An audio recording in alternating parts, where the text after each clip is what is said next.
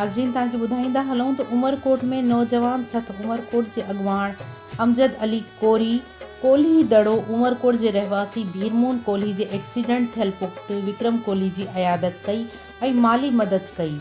Report Syed Abdul रहमान शाह जे मुताबिक़ इन्हीअ मौक़े ते ॻाल्हाईंदे अमजद अली चयो त नंढड़े विक्रम कोहली जे एक्सीडेंट ऐं इलाज लाइ मदद वारी ख़बर काल्ह सोशल मीडिया ते ॾिठीसीं। तंहिंखां पोइ आउं पंहिंजी टीम सां गॾु मुतासिर जे घर पहुची सूरत हाल मालूम कई ऐं इलाज लाइ माली मदद कई आहे। जॾहिं त वारसनि जे चवण मुताबिक़ त असां लाबारे लाइ गंबट ॾांहुं वियासीं, उते छोकिरो रोड भरिसां सुतल हो त ट्रैक्टर मथां चढ़ी वियो आहे। तंहिं करे आंडो चिपजी वियो। इन्हीअ जो गंबट अस्पताल में केतिरो ई इलाज करायो पर अञा पेशाब वारो मामिलो हल नाहे थियो। कराची में कंहिं निजी अस्पताल में इलाज थींदो, इलाज लाइ असां वटि पैसो कोन्हे। असां वसवारनि सां अपील कयूं था त मदद कई वञे जीअं असां इलाज कराए सघूं। इन्हीअ मौक़े ते अमजद अली कोहली सरहंदी वारनि खां इलाज लाइ माली मदद जे करण जी यकीन दहानी कराई आहे।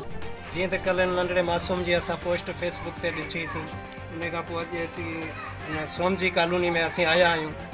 हीअ वीचारो को खुटियूं चूंडण विया अॼु खां 4-5 महीना अॻु में हिंगोर जा उत्तर साइड रानीपुर गंबड़ ते। सो इन मासूम जे त पासे खां ट्रैक्टर जो अॻियूं टायर चढ़ी वियो जंहिंमें आंडा बि हिन जा चिपची विया। 4 खां 5 महीना थिया आहिनि हिननि जो इलाज हले पियो। नेठि ग़रीब वीचारा मुतासिर थी ऐं अस्पतालनि मां डॉक्टरनि धिका ॾेई हिननि खे लावारस करे ॻोठ ॾे उमाणे छॾियो, छो त ग़रीब हिननि वटि पैसो न हो जो अॻिते हीअ पंहिंजे मासूम जो इलाज कराए सघनि। सरकारी हॉस्पिटल में वञे तॾहिं बि अॼु सिरिंज जे करे दवा आहे, टेस्ट आहे, उहे बि प्राइवेट लिखी ॾियनि था। उन जे बावजूदि इन वालिद साहब जो चवणु इहो आहे त असां वटि पैसो कोन हो, असां उन जे करे नंढड़े खे वापसि पंहिंजे घर खणी आयासीं।